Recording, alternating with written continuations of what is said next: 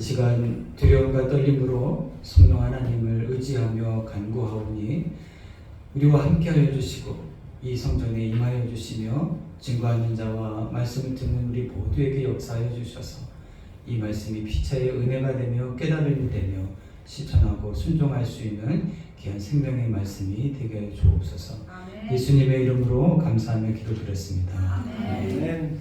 너무 감사합니다. 한국을 방문할 때마다 가장 먼저 이렇게 불러주시는 우리 교회와 목사님께 너무 감사드리고요. 오늘 또 이번에도 가장 먼저 이번에 목요일 날 밤에 저희가 도착했는데 이렇게 가장 먼저 찾아뵙고 하나님의 말씀을 나눌 수 있게 된 것을 감사를 드립니다. 그것은 한편 제가 늘 이 첫 예배가 가장 긴장이 되기도 합니다. 네, 이제 어떻게 준비한 말씀들이 하나님 또 어떻게 풀어가실지를 긴장하면서 제가 늘 이 자리에 섰던 것 같은데 너무 감사한 것은 항상 그 첫 출발을 성령이 함께 해주셔서 우리 지구촌 선교교회부터 시작해서 그의 준비된 귀한 말씀에 또 기름 부음을 주셨던 것을 기억하면서 오늘 이 시간에도 하나님이 그렇게 역사해 주실 줄을 믿습니다. 네, 또 자세한 선교지 이야기는 또 오후에도 시간을 주셨기 때문에 오후에 또 이렇게 또 자세하게 또 나누도록 하겠습니다. 오늘 시편 42편을 읽었는데요. 오늘 이 시편 42편의 주인공은 고라자손으로 우리가 볼 수 있는데 이 고라자손으로서 이전에 성전에서 찬양을 맡았던 이런 특권을 가졌던 사람인 것으로 우리가 추측해 볼 수 있습니다. 그런데 문제는 지금은 바벨론의 포로로 끌려와서 아주 그 하나님 찬양할 수 없는 그런 상황에 처해 있는 현재의 삶을 탄식하고 있는 시입니다. 그렇지만 이 시편 42편은 그렇게 탄식만 하고 있는 시가 아니라 이 탄식 가운데 하나님께 소망을 두라고 각 연마다 강하게 외치고 있는 메시지가 있습니다. 지금 이 시인의 영적인 상태는 타는 듯한 목마름으로 물을 찾으려고 아주 몸부림을 치고 있는 한 마리의 사슴과 같다라고 이렇게 볼 수 있습니다. 여러분 목말라 보셨죠? 정말 탄 듯한 목마름 가운데 있는 이 사막지대의 이 사슴에게 있어서 이 사슴이 찾는 물은 곧 삶 자체이고 생명이지 않겠습니까? 물을 찾느냐 안 찾느냐는 찾아도 되고 안 찾아도 되는 게 아니라 못 찾으면 죽는 것. 그래서 곧 물을 찾는 것이 삶이고 생명인 것 같은 그런 정말 중요한 것이 물인데 이것을 비유하면서 지금 시인에게 있어서 하나님이 또한 그러하다라고 고백하고 있는 것입니다. 물을 찾을 수 있느냐 없느냐가 삶이고 생명인 것처럼 지금 이 시인에게 있어서 포로 생활 가운데 그 하나님을 다시 영적으로 회복하느냐 못하느냐는 내가 사느냐 죽느냐의 문제와 똑같은 문제이다라고 고백을 하고 있는 시입니다.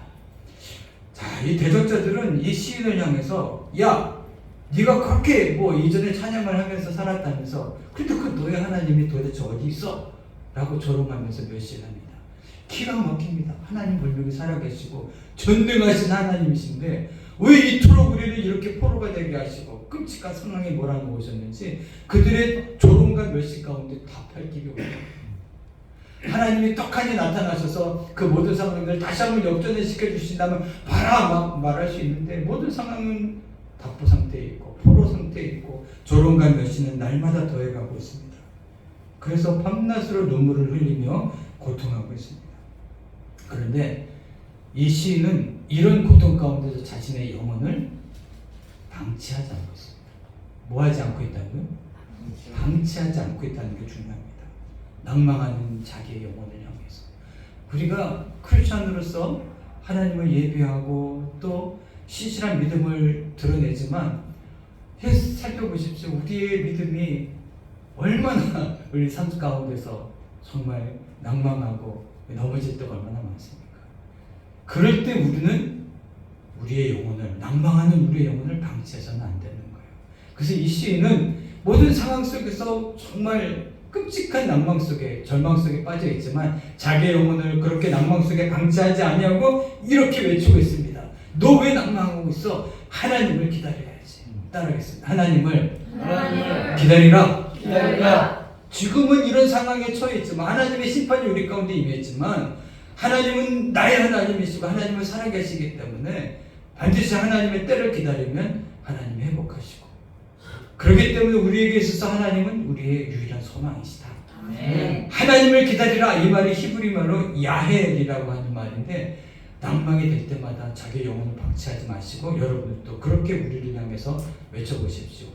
야헬, 야헬, 야헬. 이렇게 외치면서 낭망하려고 하는 우리의 영혼들을 방치하지 않냐고 다시 한번 우리의 모든 소망을 하나님께 둘 수 있도록 날마다 그렇게 우리의 신앙을 분투해야 하는 것입니다. 시인은 하나님께서 그를 다시 하나님의 성전으로 반드시 인도해 주실 거라고 하는 소망을 가지고 있습니다. 그것은 믿음만으로 가능한 거예요. 현재 상황으로는 낭만밖에 안 되지만, 지금의 상황은 이렇지만 하나님은 반드시 나를 다시 성전으로 인도하셔서 그 이전에 하나님을 찬양케 했던 것처럼, 우리 장상덕 집사님이 날마다 우리 찬양으로 봉사하고 섬기던 이 일이 어느 순간에 지금은 현재인데 그것이 지나간 어느 미래에 지금 과거가 된 이 시점에서 내가 더 이상 그것을 할 수 없는 상황, 하고 싶은데 할 수 없는 끔찍한 상황에 만약에 처했을 때 얼마나 답답하고 안타깝겠습니까? 내가 다시 하나님을 찬양하고 싶다. 내가 다시 찬양을 인도하며 하나님을 마음껏 예배하고 싶다. 이런 목마름을 갖고 있는 거예요.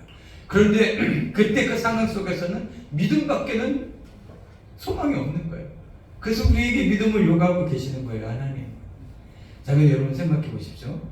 지금 우리 장상백 집사님이 지금 현재 오늘 또 너무 은혜스럽게 찬양을 인도해 주셨는데, 이것이 지나가면 어느 이제 미래의 시점에서 과거가 되지 않겠습니까? 그런데 그 과거의 시점에 갑자기 뭐 대한민국이 뭐 이렇게 뭐 체제가 바뀌어가지고 예배를 다 핍박하거나 예배를 못하게 하거나, 뭐 아니면 내가 심하게 낭망해서 더 이상 내가 뭐 정말 예배를 드릴 수 없는 상황에 처했거나, 여러 가지 상황에서 그 미래의 어느 시점에서 내가 아주 심각하게 낭망하고 있을 때, 지금 오늘 장상덕 집사님이 하나님을 마음껏 예배한 이것이 그 시점에서 과거가 되겠죠. 이 오늘이 있었기 때문에 이 오늘의 이 과거가 그 절망하고 낭망하는 그 미래의 그 현재에서는 너무나 중요한 동기가 된다는 거예요. 그래서 오늘의 이 예배가 여러분들에게 얼마나 위대한 일인지 모릅니다. 얼마나 위대한 믿음을 우리가 지금 미래로 가져가고 있는 것인지 몰라요. 어느 순간 우리는 예배하고 싶어도 예배할 수 없을 때가 찾아올지도 모릅니다. 그렇지만 우리는 하나님의 자녀들이고 부르심을 받았기 때문에 예배에 목말라 할 수밖에 없어요. 하나님을 예배하지 못하는 고통에 타는 듯한 목마름으로 하나님 앞에 우리가 절규할 수가 있습니다. 그때 왜 어떤 사람들이 절규하는 거예요? 예배를 통해서 은혜를 누리고 예배를 통해서 하나님의 은혜를 맛본 사람들이, 오늘 이 현재에 하나님 앞에 최선을 다해서 예배드렸던 사람들이 미래의 현재 속에서 과거를 돌아보면서 예배하고 싶은 마음에 목말라 하는 거예요. 오늘 우리의 한 번 한 번의 예배는 미래의 어떤 순간에 어떤 일을 당할지 모르는 우리들에게 우리의 믿음의 동기가 되는 중요한 시점이 되는 거예요.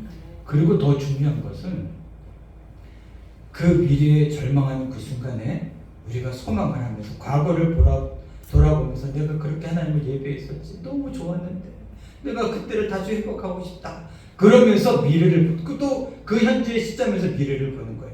하나님은 맞아, 반드시 나를 다시 그렇게 예배할 수 있도록, 찬양할 수 있도록 나를 회복해 주실 거야. 할렐루야. 예배를 회복시켜 주신다는 것은 우리를 심판하셨던 그 모든 심판을 거두시고 우리의 모든 삶을 회복하시고 축복해 주시겠다는 이야기입니다. 그것이 믿음으로 가능한 거예요. 그런데 막연히 물질의 회복, 건강의 회복만 가지고 되는 게 아니라 하나님께 소망을 두는 거예요. 예배를 통해서 우리는 하나님께 소망을 두고 다시 예배하고 싶은 마음이 그 모든 우리 하나님으로부터 온 심판의 근거가 되기 때문에 예배를 회복할 때 심판은 거두어지고 우리의 밝은 미래의 밝은 소망을 우리가 다시 가질 수 있는 근거가 된다는 것입니다. 근데 이렇게 믿음을 가졌는데 6절부터 두 번째 은이 시작이 되자마자 시인이 다시 낭망을 합니다. 하나님을 기다리는 소망을 부여잡고 있긴 하지만 그의 영혼을 가득 채우고 있는 우울함을 완전히 떨쳐낼 수는 없었습니다. 추억을 합니다. 요단 땅과 헤르몬 산과 미살산에서 흘러내리던 그 장엄한 폭포 강경들 얼마나 아름다웠던가. 야, 그 폭포를 바라보면서 그 헐몬산의 그 이슬들을 만끽하면서 하나님을 찬양했던 그때를 바라보면서 얼마나 좋았던가 그랬는데 갑자기 우리 TV 같은 데 보면은 그 아름다운 광경들이 갑자기 쭈르르 찌그러지면서 갑자기 그것이 막 사라지고 갑자기 끔찍한 그런 절망의 상황이 이렇게 대치가 되잖아요. 그런 것처럼 그 모든 아름다운 환경을 잃어버린 것이 하나님의 엄중한 심판으로 받아들이게 되는 거예요. 하나님의 심판이 이 모든 것들을 앗아가버리셨구나. 우리를 심판하셨구나. 자, 그런데 그러면 하나님을 미워해야지 되는데 이 시인이 어떻게 이야기하냐면 하나님 앞에 매달립니다. 어떻게 했다고요? 하나님한테 매달리면서 그 매달린 하나님을 뭐라고 이야기하냐면 반석이시다 라고 말하고 있습니다. 내 반석이신 하나님, 어찌하여 하나님께서는 나를 잊으셨으며 어찌하여 원수들에게 짓눌려 슬픈 나날을 이렇게 내가 보내도록 하십니까? 라고 이야기합니다. 탄식하고 있지만 중요한 것은 하나님을 바르게 회복하고 고백하고 있는 거예요. 반석이신 하나님. 여기서 시인이 이야기하고 있는 반석은 안정과 방어의 상징을 의미합니다. 한번 따라하겠습니다. 안정, 방어. 우리가 무엇을 누리고 있다면 그것이 안정적으로 방어가 되어야 되겠죠. 그동안에 이스라엘 백성들이 하나님의 은혜 안에서 누리고 있었던 그 모든 안정과 평안은 하나님의 이 안정과 방어, 반석이 되어 주셨기 때문에 누렸던 것인데 하나님이 슥 빠지시기만 해도 하나님이 훅 한번 부르셔도 우리가 누렸던 안정과 방어는 이렇게 무너지고 포로 생활로 끔찍한 고통의 시간들을 갖게 된다는 걸 알았습니다. 그래서 이 반석이신 하나님이 다시 자신들을 회복해야 된다고 하는 사실을 깨닫게 된 거예요. 그래서 나의 반석으로 부르는 그 순간에 하나님만이 자신에게 생명이 되시고 방어와 안정이 되신다고 하는 사실을 고백하고 있는 것입니다.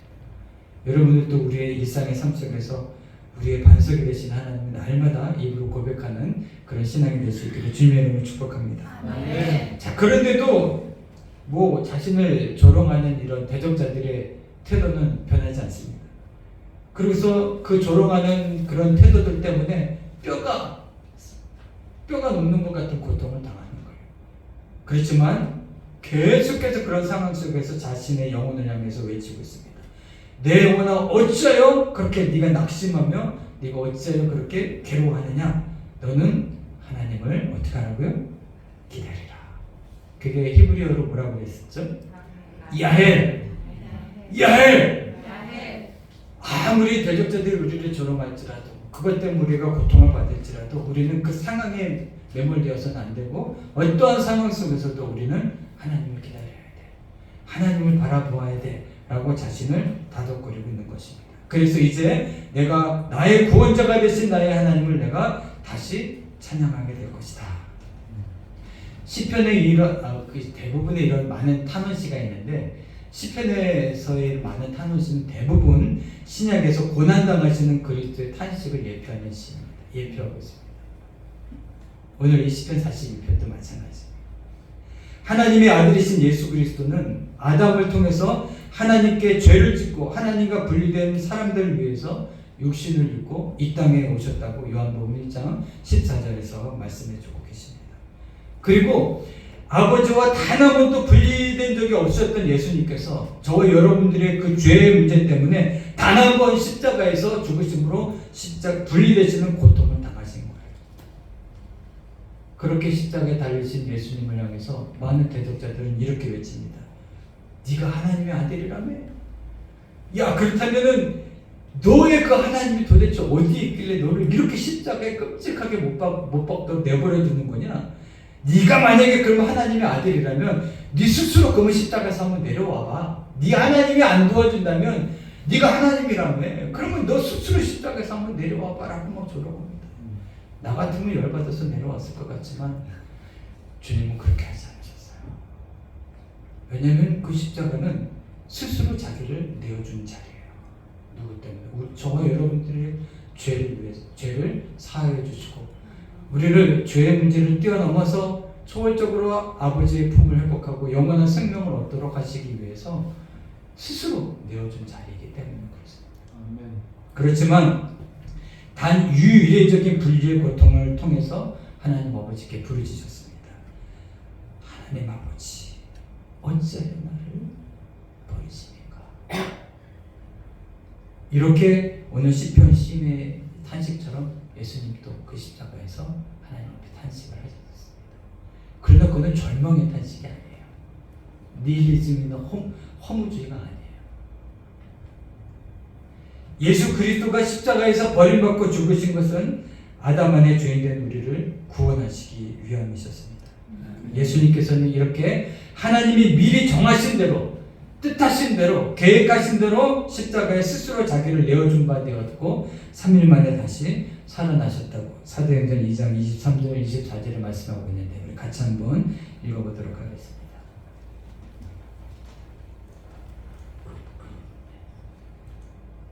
다 같이 한번 읽겠습니다. 시작.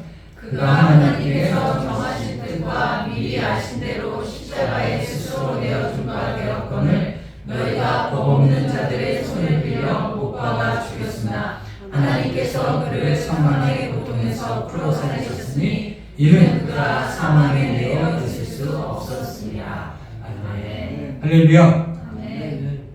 원래 성경에는 십자가에 스스로 이 말은 없습니다. 근데 제가 이렇게 친절하게 이렇게 첨가를 했는데 성경은 그가 하나님께서 정하신 뜻과 미리 아신 대로 내준 바 되었다. 이것은 어떻게 내어줬다는 얘기예요? 스스로 하나님도 예수님도 스스로 자기를 십자가에 스스로 내어준 바 되어서 우리를 어떻게 해요? 사망의 고통에서 풀어 살리시기 위해서 그렇게 하셨다라고 말씀을 해주고 계신 겁니다.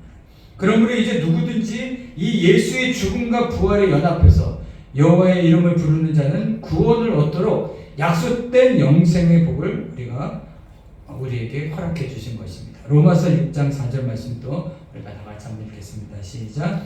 그러므로 우리가 그의 죽으심과 하여 세례를 받음으로 그와 함께 장사되었나니 이는 아버지의 영광으로 말미암아 그리스도를 죽은 자 가운데서 살리신 것 같이 우리로 또한 새 생명 가운데서 행하게 하려 합니다. 아멘.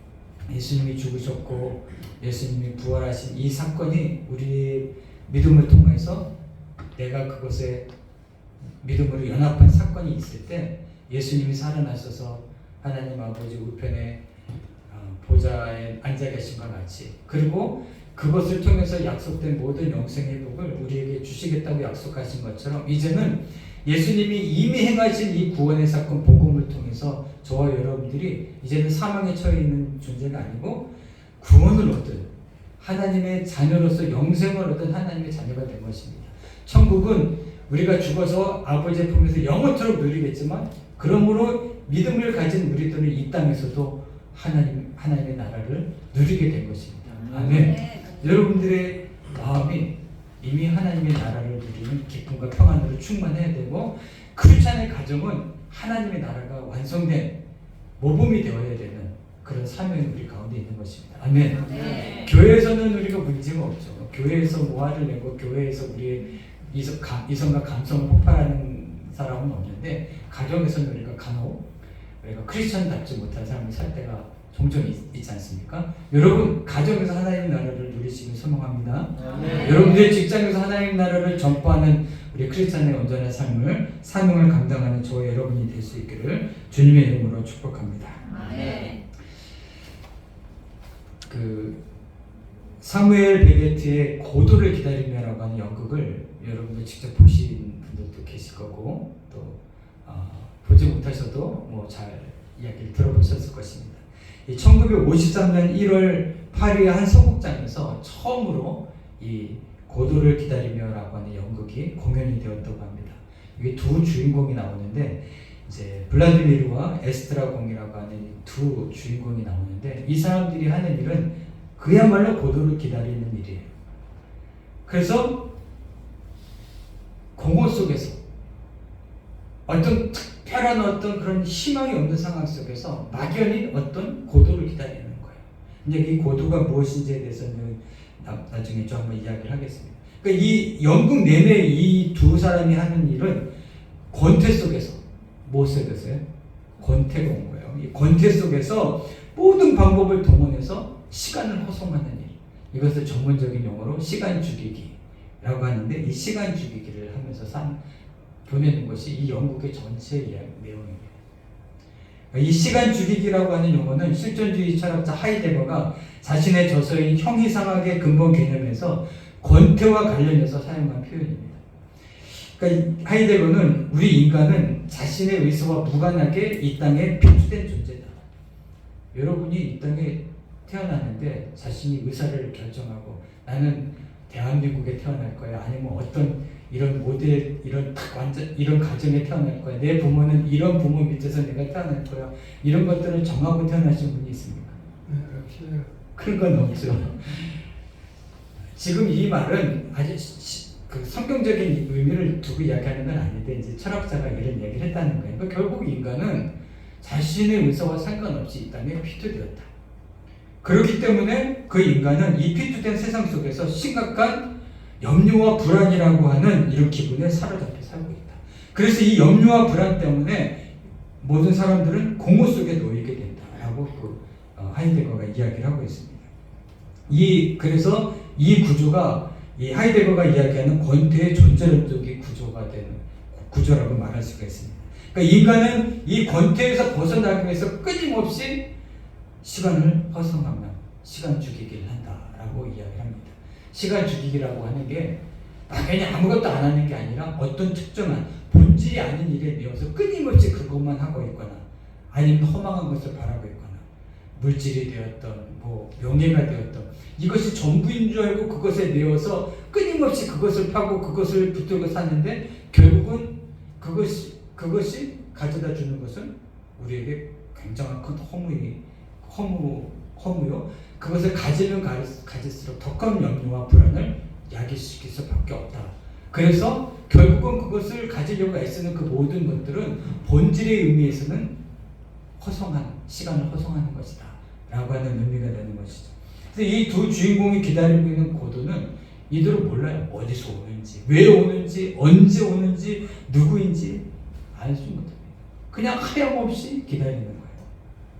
그리고 그들이 시간을 보내면서 지난 날을 서로 회상하기도 하고 잠을 자기도 하고 다투기도 하다가 우리가 이러면 안 되지. 고도에 대해서 이야기해봅시다. 고도에 대해서 이야기도 합니다.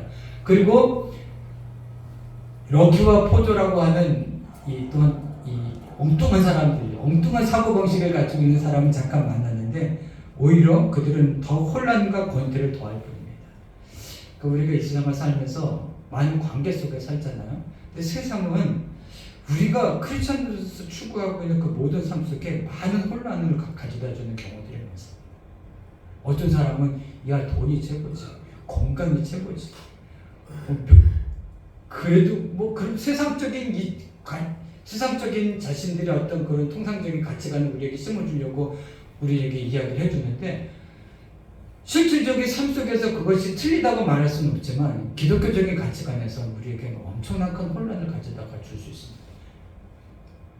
그리고 마지막 등장하는 한 소년이 이제 그것을 지나가면서 고도가 오늘은 오지 못한다고 이야기했습니다. 그렇지만 내일은 온다고 이야기를 했어요. 라고 지나갑니다. 그렇게 1막이 끝나버려요. 그리고 2막도 그런 내용으로 그냥 반복이 됩니다. 이게 그냥 영국의 전부예요. 근데 이 영국이 그 오랜 시간 동안에 끊임없이 계속해서 공연이 되고 있어요. 한국에도 작년에 이제 공연이 되었었는데 그야말로 아무 일도 일어나지 않고 아무도 오지 않는 끔찍한 시공간 속에 두 사람이 그냥 그렇게 내던져 있는 것을 관중들이 보게 됩니다. 그러면서 자신들을 이제 이렇게 돌아보는 그런 의미가 되겠죠. 그러니까 하이데거에 의하면 이렇게 피투된 인생은 본질을 떠나서 남들이 살아가는 방식을 따라서 평균적인 일상을 추구한다라고 이야기를 합니다. 그러니까 결국은 우리 인간은 자기 자신의 삶을 사는 게 중요해요. 하나님 우리에게 부여해 준 사명을 깨닫고 자신의 사명을 감당하고 남들과 좀 달라도 자신의 본연의 삶, 본질의 삶을 살면 행복하고 그것이 하나님 앞에서 우리가 하나님을 영화롭게 하는 길인데 우리 인간은 이상하게 자신의 일보다는 자기 밖의 세상에 붙잡혀서 거기에 호기심을 갖고 세상 다른 사람들과의 동질화와 평균화를 꾀하며 살아가고 있다라고 이야기하는 것입니다. 그러니까 내가 어떤 존재인가라는 의미보다 내가 다른 사람들과 결국 동질화가 되어 있고 평균화가 되어 있느냐, 다른 사람들이 살고 있는 정도 내가 살고 있느냐, 다른 사람들이 좀 아파트 30평대 살고 있는 것처럼 나도 그 정도 살고 있느냐, 평균화가 되었다고 생각하면 그나마 위로가 되고 행복감을 누리는 거예요. 남들이 좋은 차를 타는 것만큼 내가 좀 좋은 차를 타고 남들이 좀 성공했다라고 하는 그런 상황에 내가 동질화가 되고 평균화가 됐다고 생각하면 그 속에서 위로를 얻는데 그렇지 못했다고 생각하면 불행하다고 생각해요. 그것이 낭망이죠. 절망을 하게 된다는 것이죠. 그런데 여러분, 이것은 진정으로 자기 자신으로 사는 삶이 아닌 것입니다. 비본래적인 삶인 것입니다. 여기에는 심각한 문제가 따라오는데 그저 그냥 타짜를 따라 사는 삶, 유튜브나 드라마나 게임 속의 가상 공간에 따라가지고 그냥 그 가상 공간의 삶이 내 삶인 줄 알고 사는 사람들이 많잖아요. 요즘 청소년들이 게임을 하면서 게임의 가상 공간의 삶 속에서 마치 그것이 자신의 삶인 것처럼 막 살려고 그렇게 하는 청년들이 많아서 너무나 안타까운데 결국은 이런 삶이 큰 문제이긴 하지만 그 삶이 주는 궁극적인 문제는 자기 자신을 상실합니다. 하나님이 우리에게 부여해 주신 본질의 삶, 본질의 자기를 상실하는 거예요. 제가 마다가스카르에 나는 평생 마다가스카르 선교사로 살 줄 알았고 평생 내 정남현 선교사는 마다가스카르 선교사 이게 그냥 따라다닐 줄 알았어요. 근데 목사님이 아까 정남현 프랑스 선교사님 그랬는데 내가 아닌 것 같은 거예요. 갑자기 다른 사람인 것 같은 거예요. 그리고 실제로 선교 사역하는 일에도 많은 그런 변화들이 생깁니다. 선교지에 가서도 선교사로서 처음에 길을 개척할 때 다른 선교사들이 어떤 일을 하는지, 다른 선교사들이 하는 것만큼 하고 다른 선교사들과 평균성과 어떤 그런 동질성을 이루기 위해서 많이 애썼던 것 같아요. 지금 프랑스에 와서도 마찬가지입니다. 어떤 기준을 잡아야 될지 모르니까 다른 선교사들이 어떤 선교 사역을 하고 있는지, 프랑스나 유럽에서는 어떤 그런 선교사들이 어떤 사역이 가능한지, 어쨌든 그런 다른 사람들이 하는 평균적인 선교적인 사역을 하려고 애를 쓰고 그렇게 좀 따라가면은 내가 그래도 좀 잘하고 있는가 보다 그러고 위로를 받는데 그렇지 못하면은 낭망하기가 쉽다는 얘기죠. 근데 이렇게 따라가다가는 결국은 하나님이 우리 개개인에게 주신 본래적인 사명은 큰 혼돈을 가질 수가 있다는 얘기예요. 그래서 이 고도를 기다리며의 이 이야기는 프랑스 1년을 새로운 선교사의 삶으로서 살아가면서 겪었던 저의 고충의 이야기고 또 그런 걸로 인해서 함께 여러분들과 한번 나눠보고 싶었던 그런 메시지의 이야기입니다. 이 연극의 두 주인공들이 그토록 기다리던 고도는 무엇이었으면 누구였을까요? 저는 프랑스 선교사로 1년을 살아가면서 저는 어떤 고도를 기다리며 살았을까요?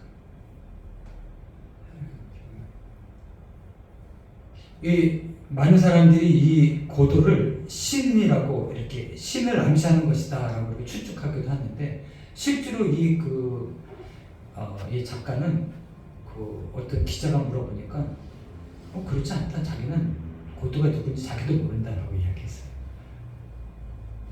작가도 모르고 주인공도 모르는 고도를 끊임없이 많은 사람들에게 질문하는 것으로 영국은 그 사명을 다하고 있는 거예요. 근데 이제 다른 많은 사람들이 아마도 그 기다리는 고도가 신이지 않았을까라고 이야기를 하고 있습니다. 실존주의 철학자들은 이렇게 이 땅에 자신의 의사와 상관없이 피투된 인생은 홀로 존재할 수 없고 반드시 그들 자신들만의 신을 만들어서 함께 존재한다라고 이야기를 합니다. 그래서 그 신이 어떤 신이 되었든 그 신을 만들어서 함께 존재하는 거예요. 그러니까 물질이 신인 사람들도 있습니다. 우리가 만몬이라고도 그러죠. 어떤 사람들이 진짜 이 땅을 살아가는데 물질만큼 필요한 게 어딨어. 돈을 벌어야지. 돈이 최고지. 그래서 물질을 신으로 여기고 돈을 벌고 물질에 매여서 그렇게 살아갑니다. 근데 만약에 실제로 그 물질이 필요하지만 우리가 만약에 그런 이런 평균적 일상성을 가지고 남들이 그렇게 살아가고 있으니까 우리도 돈을 벌어야 되고 그렇게 살아야지라고 만약에 거기에만 매여서 돈을 버는 일에만 우리의 모든 인생을 투여한다면 이것이야말로 시간 죽이는 거예요. 비본래적인 삶을 본래적인 삶의 입장에서 봤을 때 그것은 본래적인 삶을 잃어버리고 있는 수많은 시간 죽이는 거예요. 하나님은 궁극적으로 우리에게 영원한 생명을 약속해 주셨고 그것을 이루어 놓으셨는데도 불구하고 물질이라고 하는 또 다른 신에 매여서 그것을 추구하다가 궁극적으로 하나님이 유일하시고 참되신 하나님이 저와 여러분들에게 허락하신 영원한 생명과 하늘의 기쁨을 맛보지 못하고 이 땅에 살아가고 있는 것은 하나님 보시기에는 허성한 것이죠. 얼마나 안타까운 일이 되겠습니까? 성공도 마찬가지고 명예나 권력도 마찬가지예요. 얻어도 목마른 거.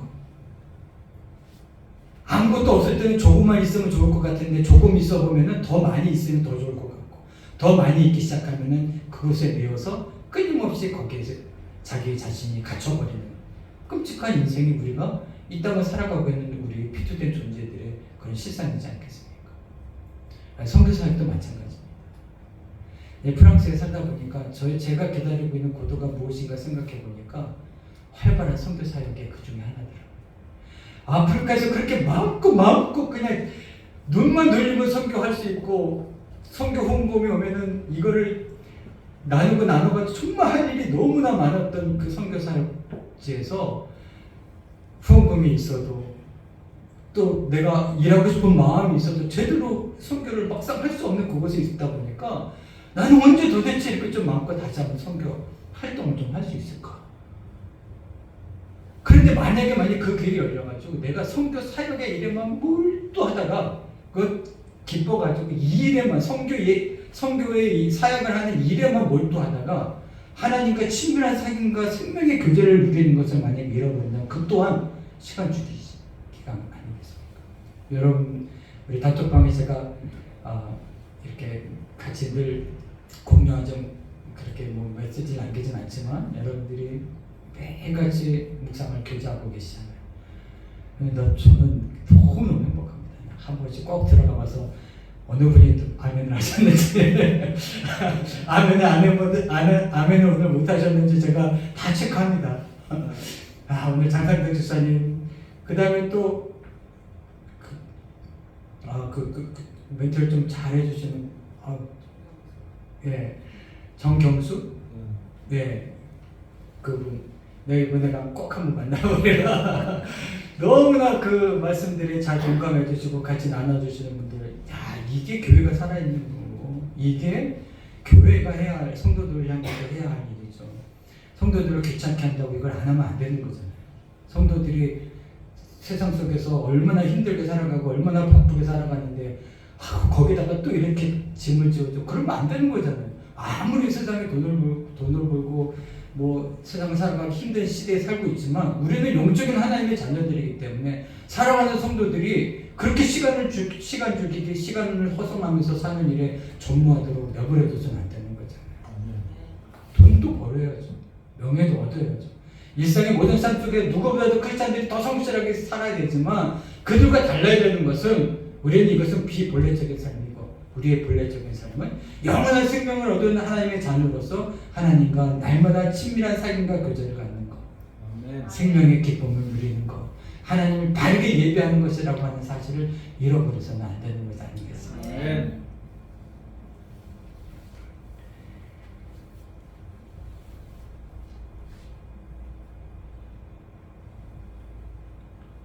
이 영국에서 말하려고 하는 이 기독교의 신은 그저 풍자의 대상일 뿐일지도 모릅니다. 그러나 사랑하는 성도 여러분, 누구를 막론하고 이 땅에 피투된 인생의 마지막에 도달할 곳은 공허와 사망뿐입니다. 하나님을 알지 못하는 인생, 물질을 얻었던, 성공을 얻었던, 명예와 권력을 얻었던, 건강하게 한평생을 살았다 할지라도 하나님 없이 산 인생의 마지막은 공허와 사망뿐이라는 사실을 알아야 합니다. 전도서 한번 1장 2절 말씀 한번 읽어보겠습니다. 다 같이 시작. 전도자가 이르되 헛되고 헛되며 헛되고 헛되니 모든 것이 헛되도다. 이게 누가 하는 말이에요? 솔로몬 하는 말이에요. 제가 여러분들에게 여러분 인생이 헛됩니다라고 이야기한다면 그냥 비웃어 그냥 한번 웃고 넘어가셔도 되지만 솔로몬이 이 말을 했다면 진짜 한번 심각하게 우리 받아들여야 되지 않겠습니까? 여러분 물질을 누려봤고 성공과 명예와 권력과 건강과 모든 것을 다 누려본 솔로몬이 이거 모든 것들은 헛되고 헛되다라고 이야기했으면 정말 헛된 거예요. 이거 허무주의를 이야기하는 게 아닙니다. 이 실존주의는 인간의 이 어두운 면을 자꾸 이렇게 고발하려고 하는 이런 면모가 있긴 한데, 뭐 니체 같은 사람은 나는 인간이 아니다, 나는 다이너마이트다, 뭐 짐승이다, 막 이렇게 좀 정의했잖아요, 자기를. 그리고 도스토옙스키는 우리 인간은 거라사의 광인과 같다라고 그렇게 정의했습니다. 뭡니까? 지금 엄청난 힘을 쓰고 있어요. 막 쇠사슬도 나를 포박할 수 없어요. 다 끊어낼 수 있고 엄청난 힘을 발휘하고 광인과 같은 힘을 발휘하지만 그건 자기의 실체가 아니에요. 그 속에 들어가서 자신을 조종하고 있는 엄청난 군대의 귀신이 그 속에 들어가서 자신을 조종하고 있는 자기가 아닌 존재로 살아가고 있는 광인이라는 거예요. 여러분, 내가 혹시라도 하나님의 자녀로서 하는 성령의 힘을 덧입고 살지 못하고 내가 물질을 추구하고 물질과 명예와 세상적인 것들을 유혹하면서 나를 하나님으로부터 분리시키려고 하는 세상의 그런 악한 영역에 내가 사로잡혀서 살고 있다면 정신을 차려야 합니다. 아멘. 아멘. 우리가 하나님을 온전하게 예배하는 자로서 하나님을 영화롭게 하기 위해서는 우리가 어떤 존재인지를 알아야 되고 이 땅을 살고 있는 우리의 존재, 우리가 지금 어떤 실체로 살아가고 있는지를 깨달아야 되는 것입니다. 헛되다고 하는 것을 또 헛된 줄 모르고 붙잡고 살고 있는지, 아니면 그것이 진짜 헛된 줄 알고 그것들을 밸런스를 조절하고 그것들을 통해서도 하나님을 영화롭게 할 수 있는 예배의 마음을 잃어버리지 않는 그런 예배자로서 살아가고 있는지를 살펴볼 수 있어야 되는 것입니다. 로마서 6장 23절 말씀을 읽겠습니다. 시작. 죄의 삭은 사망이요 하나님의 은사는 그리스도 예수 의존이 하는 인생이니라. 아멘. 죄의 삭이 뭐라고요? 사망이요. 죄의 삭은 사망이에요. 이것이 딱 여기까지만 전제가 된다면 우린 절망이죠. 물질을 얻었는데 무슨 소용이 있으며 명예와 권력을 얻었는데 무슨 소망이 있겠습니까? 죄의 결과로 우리가 사망인 그런 인생으로 끝나버리는 인생이라면 우리가 무슨 낙이 있겠습니까? 그런데 하나님의 은사는 하나님의 놀라운 은총은 저와 여러분들에게 어떻게 역사했어요? 그리스도 예수 안에서 저와 여러분들에게 영원한 생명을 누리도록 우리를 축복하신 것입니다. 아멘. 아멘. 우리의 실체는 죄와 사망으로, 죄로 인하여 죄의 결과로 사망이 끝인 이런 존재에서 우리 옮겨졌습니다. 어디를? 예수 그리스도 안에서 영원한 생명을 누리는 존재로 옮겨진 것이고, 우리는 이 사실을 교회를 통해서 알게 되었고 말씀을 통해서 우리가 누리고 있는 것 아니겠습니까? 아멘. 오후에도 아마 예배에 대해서 제가 좀 더 연결을 해서 좀 말씀 좀 드리려고 합니다. 사랑하는 성도 여러분, 오늘 시편 기자가 이야기하고 있는 하나님은 니체가 말한 죽은 하나님이 아니에요. 신은 죽었다라고 그 절망하면서 이야기를 했지만, 이 시편 42편 기자가 이야기하고 있는 이 하나님은 살아계신 하나님입니다. 아멘. 살아계신 하나님. 지금 내 상황은, 하나님을 믿고 예배했던 우리의 상황은 하나님의 심판으로 어려운 상황에 있지만 내가 심판을 받은 것이지 우리를 심판하신 하나님은 살아계셔요. 그래서 그 하나님은 내가 하나님을 회복할 때 그 하나님이 다시 우리의 모든 것들을 회복하신다고 하는 사실을 우리는 믿어야 하는 것입니다. 이 살아계신 하나님이 만나줘야 합니다. 이 살아계신 하나님이 내 삶을 주관하고 계신다고 하는 사실을 우리의 삶의 현장 속에서 날마다 믿음으로 우리가 누릴 수 있는 저와 여러분이 되시기를 주님의 이름으로 축복합니다. 아멘. 다 같이 한번 기도하겠습니다. 하나님 아버지 감사합니다. 오늘 시편 시인의 탄식은 무엇이 부족해서가 아니라 살아계신 하나님의 부재로 인한 것이었습니다. 그렇게 사람들의 조롱보다 더 괴로운 것은 살아계신 하나님이 경험되지 않는 것이었습니다. 하지만 그는 자기의 영혼을 방치하지 않고 낭망하는 자기 영혼에게 명령했습니다. 너는 하나님을 기다리라. 너는 하나님께 소망을 두라. 하나님 아버지, 우리들은 우리의 의사와 무관하게 이 땅에 이 시대에 피투된 인생들이 많습니다. 목마른 인생, 우리들이 그토록 기다리던 고도는 무엇이었는지 이 시간 한번 돌아봅니다. 풀의 꽃처럼 사라지고 말 것들인 이생의 자랑과 안정과 번영을 위해 내달리던 자가 아니었습니까? 돌아보니 선교사역도 하나님도 내 인생을 얻고자 하는 수단이었습니다. 그것은 점점 나빠지다가 결국 멸망에 이르는 길이 될 것입니다. 아버지, 이렇게 유한성의 한계를 돌파하지 못하는 자를 불쌍히 여겨주시옵소서. 오늘 사자와 같이 삼킬 자를 찾는 이 사망의 세력이 현존하고 있는 이때 살아계신 하나님을 만나고도 다시 세상에서 고도를 기다리는 자를 불쌍히 여겨주셔서 왕성한 선교사역이나 성과에 대한 인정이나 교회의 가시적인 부흥이나 세상 구원자를 대망하는 새로운 소식과 노후 안정 등이 우리가 기다리던 고도였음을 고백하는 우리들을 국리를 여겨주셔서 이런 우리들을 불쌍히 여겨주시옵소서. 우리의 영혼이 죽을 만큼 살아계신 하나님을 갈망합니다. 나와 우리 교회 성도님들의 영혼을 이 시간 소생시켜 주시옵소서. 예수님의 이름으로 감사하며 기도드렸습니다. 아멘.